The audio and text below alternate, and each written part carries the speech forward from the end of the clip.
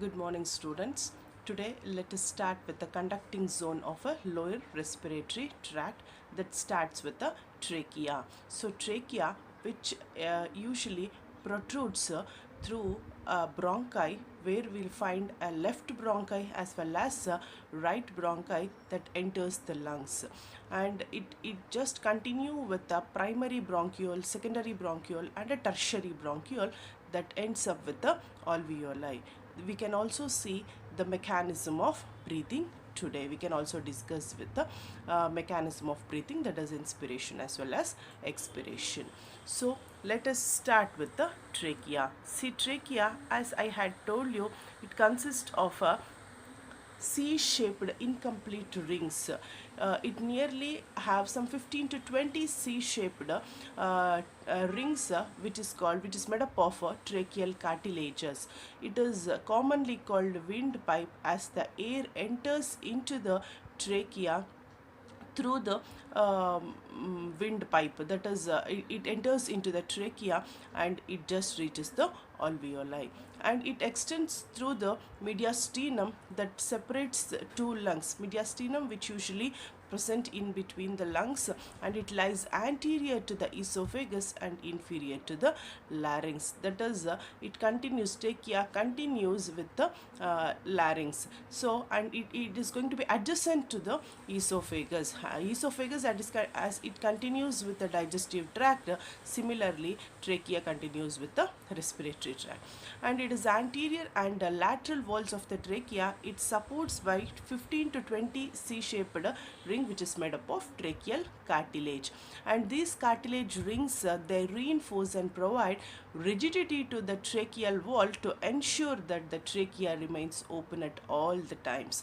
Yes, as breathing is very essential, trachea usually opens all the time, and it reinforces the air to get into the bronchi, then with the lungs, so that the tracheal wall always ensures and it remains to be open, and it provides a rigidity to the tracheal wall, the cartilage rings. Then it is posterior part of the tube that is lined by a tracheal muscle and lined by a ciliated pseudo stratified columnar epithelial tissue. So this pseudo stratified columnar epithelial tissue, which contains cilia, so this cilia usually catch holds of all the dust and dirt particles, where it has been entered, which has not been trapped in the nose as well as in the pharynx and larynx. It will be trapped over tracheal ring, so that only the pure air it can enter into the lungs.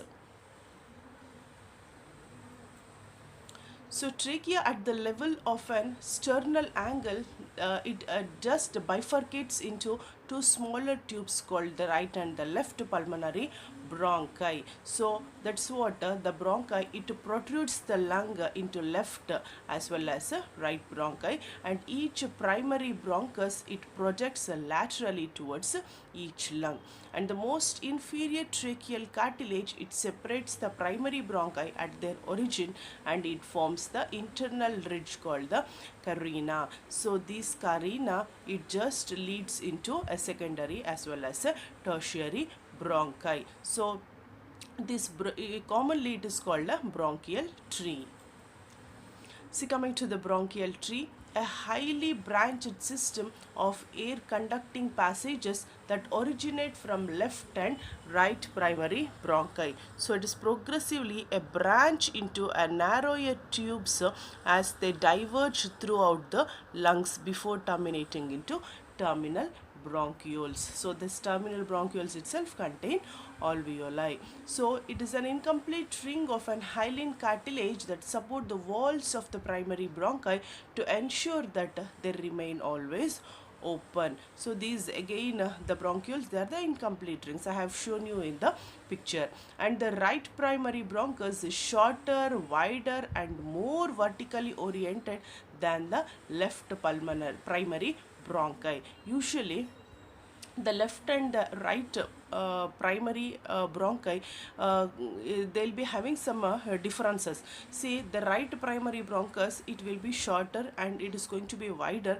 and it is more vertical, because see, when we go for the right and the left lung, we have some differences even with the right as well as left lung. I'll just show you in the picture how they usually they differ with the both the right, I mean right as well as left lung. So similarly, this right bronchi, usually it will be slightly towards lower compared to the left bronchi, as the left side of the body, it consists of heart. Usually the thoracic cavity, it consists of heart, so usually the left lung, it is slightly upper compared to the right lung. So the foreign particles are more likely to lodge in the primary bronchi. Usually the primary bronchi, it usually have the particles, they usually lodge in the primary bronchus. And the primary bronchi, it enters the hills of each lung together with the pulmonary vessels and lymphatic vessels, and also with the nerves. So each primary bronchus, it branches into several secondary bronchi, which are otherwise called lobar bronchi. And the left lung has two secondary bronchi and the right lung has three secondary bronchi. As I told you, compared to left lung, right, it usually plays a vital role, and the branches as well, it has got more compared to left, and the further divide into tertiary bronchioles. And each tertiary bronchus, it is called a segmental bronchus because it supplies a part of the lung which leads to a bronchopulmonary segment. So coming to the secondary bronchi, which leads to tertiary bronchi and then to the bronchioles. So the terminal bronchioles consist of alveoli. With the successive branching, amount of cartilage, it decreases and the amount of smooth muscle usually increases. So these allow for the variation in the airway diameter. See, as I told you, there is some differences. These are some differences, that usually the cartilage, it decreases and the amount of smooth muscle, it increases in the right lung, so that it allow for the variation in the airway diameter. And during exertion and when sympathetic division, it is going to be active, the process is called bronchodilation. So these bronchodilation allow the air to get in. And the mediators of allergic reactions like histamine usually causes bronchoconstriction. So because of the bronchoconstriction, there will be a disorder called asthma. So due to some mediators, some allergic reactions which are called autocoids, they are responsible for the bronchoconstriction. Among those autocoids, histamine is the one. And the epithelium, it gradually changes from ciliated pseudostratified columnar epithelium to a simple cuboidal epithelium in the terminal bronchioles. So these also make some space for the air to get in, and it helps for the exchange of the oxygen with the carbon dioxide. So you can see the respiratory zone and the respiratory tract. See this zone, respiratory zone, which usually consists of this bronchi, bronchioles and tertiary bronchioles. See, this is the primary bronchi which leads to secondary, and the secondary leads to tertiary bronchioles. And this is the alveolar sac, and these are the alveolar duct. See, over here there will be a gaseous exchange. Gaseous exchange takes place over here.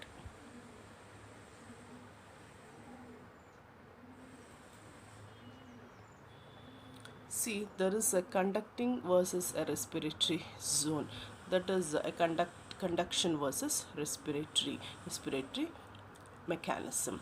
Most of the tubing in the lungs, it makes up a conducting zone and consists of a nasal cavity to the terminal bronchioles, so that the respiratory zone is where gaseous exchange takes place. So here let us discuss about the respiratory zone, which consists of alveoli, alveolar sac, alveolar duct, and respiratory bronchioles. So coming to the respiratory bronchioles. See, these respiratory bronchioles, they consist of lungs that have a small saccular outpocketing called alveoli.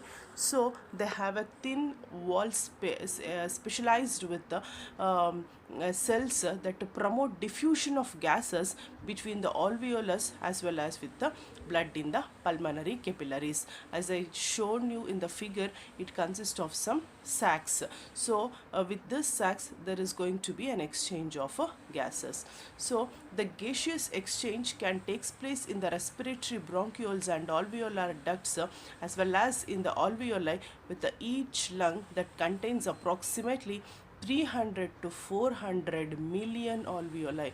You just can't imagine that it consists of millions and millions of alveoli, that is nearly 300 to 400. And the spongy nature of the lung is due to the packing of millions of alveoli.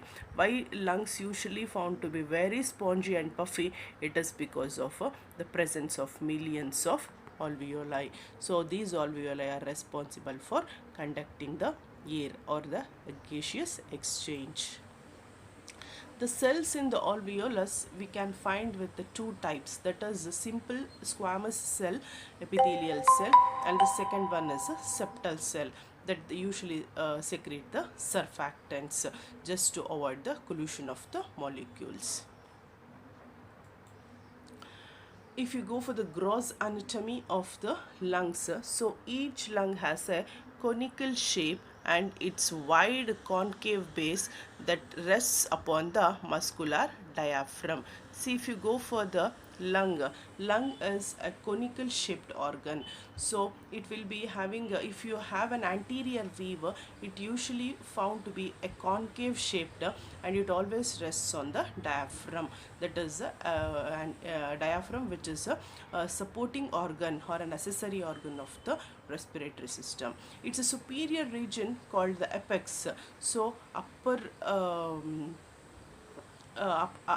part of the lung, which is called as apex, I'll show you in the picture, and it projects superiorly to a point that is slightly superior and posterior to the clavicle, which is a collarbone, so it is having some superior or the posterior with the clavicle. And both lungs are bordered by the thoracic wall, that is anteriorly, laterally, and posteriorly they are supported by the rib cage. So ribs are one of the protective barrier for the lungs, so usually the ribs give protection for the lung, as it is a vital organ, and lungs always have been situated in the thoracic cavity. So towards the midline, the lungs are separated from each by the mediastinum. So as I told you, it is a bifurcation of the lung. So in between the lungs we can find a midline, which is called mediastinum. The relatively broad rounded surface that usually contract with the thoracic wall is called costal surface of the lung. So thoracic wall usually have a surface, so that surface is called a costal surface.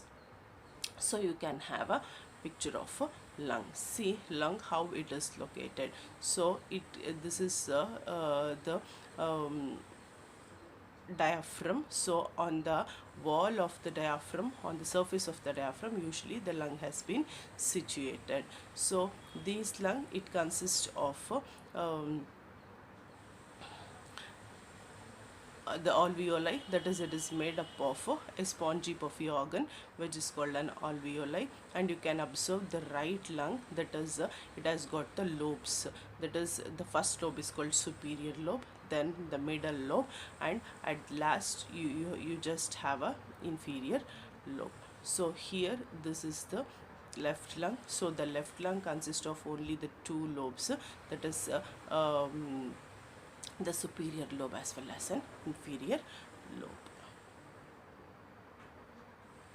This is called the apex of the lung and this is called the base of the lung. It is a conical shaped organ. Since lung is a conical shaped organ, this is the base for the lung and this is the apex for the lung.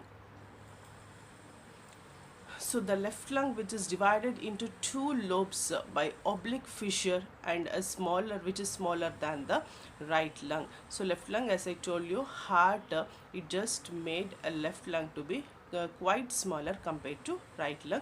Since there is a cardiac notch, it accommodates the heart.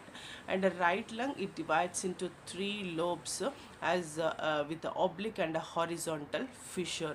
That's what we will be having. We are going to have three lobes at the right lung, and it has got a bronchioles which are wider than the left lung, and most of the dust particles, most of the unwanted junks, they usually accommodate in the right lung, and it's located more superiorly in the body due to liver and right side. So liver, which makes the right lung to be located more superior to left lung.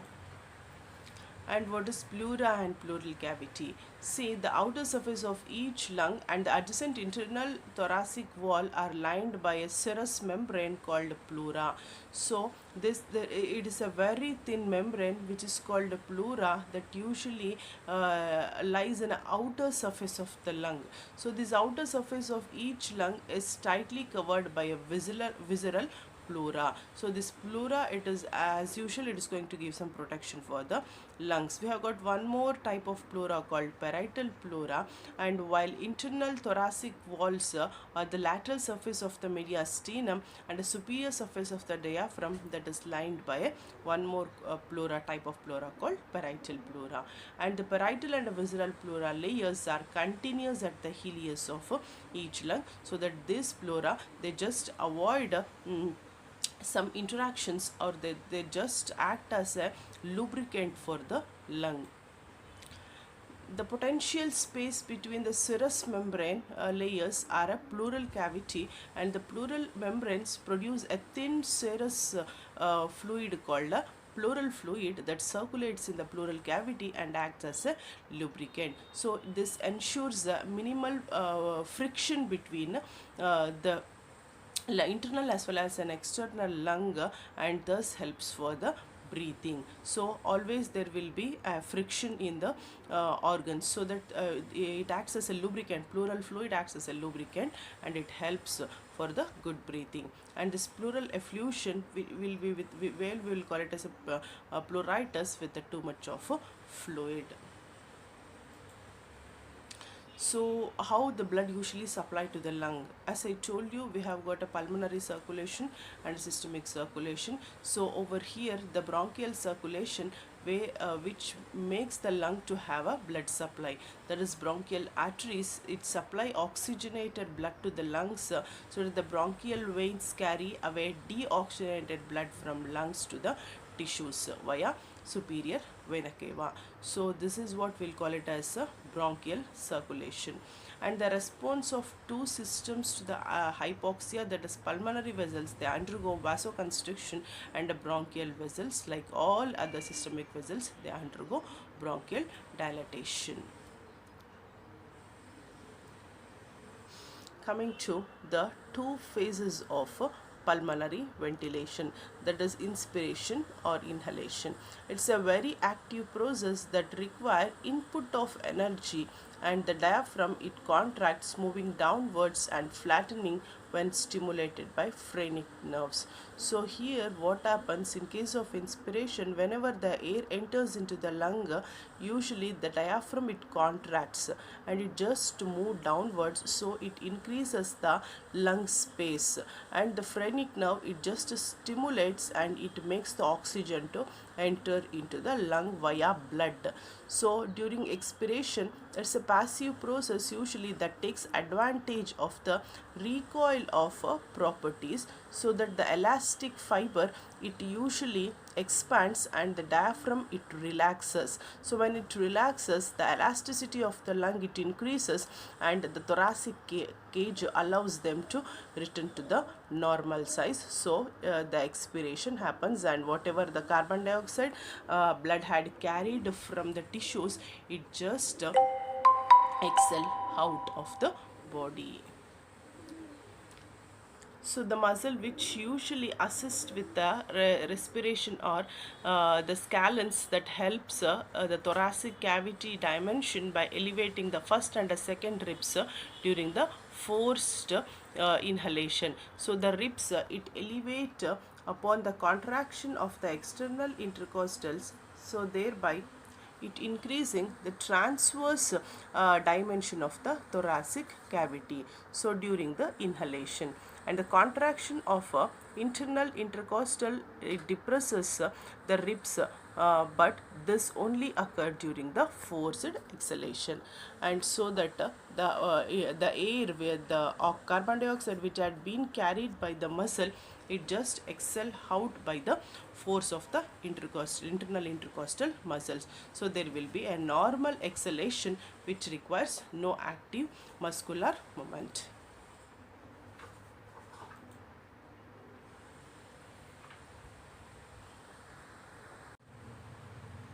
See here, you can differentiate between the right and the left lung. See, this is a superior lobe. You can see with the right lung, then the middle lobe as well as an inferior lobe. And similarly, you can see only two lobes in the left lung, that is superior lobe as well as inferior lobe. I had told you the apex, see this is the apex of the lung and this is the base of the lung. And you can see the fissures are nothing but like a divisions. You can see the fissures. So this is the horizontal fissure and this is the oblique fissure. So over here you cannot see an horizontal fissure since you have got only the two lobes. You can see only the oblique fissure in the left lung. And pleura, I had told you, see this is the mediastinum which bifurcates two lungs, and this is the pleura. See here, over here you can see a fluid called a pleural fluid. You can see both the parietal pleura as well as the visceral pleura, and in between two surfaces of the lungs you can see the pleural fluid that acts as a lubricant that prevents the friction. See, coming to the mechanism of breathing. So as I told you, we have got two types of breathing, that is inspiration and expiration. See, over here due to contraction, then the diaphragm they just move downwards, and the intercostal muscles, both the external intercostal muscle and the internal intercostal muscles, they just expand. When they expand, the thoracic cavity it just expands and it reduces the pressure within the lungs, so that the air it can accommodate into the lungs very easily. I'll show you how usually it happens. So, and during expiration, relaxation of the muscles happen, so that the diaphragm move upwards, and there may be a recoil of elastic fibers in the tissues. Thus it allows the costovertebral joint to just return to the original position which has been expanded, so that it usually constrict the lungs, and the surfactant they prevents the alveolar to collapse. So this is how the exhalation and inhalation it happens. See over here what happens, there may be a movement of the diaphragm which towards down, so that when it move downwards, the thoracic vertebra it just the thoracic cavity it expands. When it expands, the diaphragm contracts and it moves towards downwards, so that it helps for the air to rush inside the lung. And similarly during exhalation, the diaphragm it moves upwards. When it moves upwards, the rib cage it just contracts, and the thoracic volume even it reduces. So here it relaxes, and this helps the lung to push the air outside, so the air move outside the lungs. So this helps for the movement of the lungs, like it helps the intercostal muscles to expand, as well as the intercostal muscles it constricts. So this is the thing usually what happens, the diaphragm usually it becomes so it moves upwards during exhalation and it moves downwards during inhalation. The thoracic cavity, it increases the volume, the thoracic volume increases, and usually the air accommodates. This is what the inspiration. And during expiration, usually the diaphragm, it moves downwards, it moves upwards, and there may be an exhalation, so that here the internal intercostal muscles, they just contract and helps for the air to exhale out.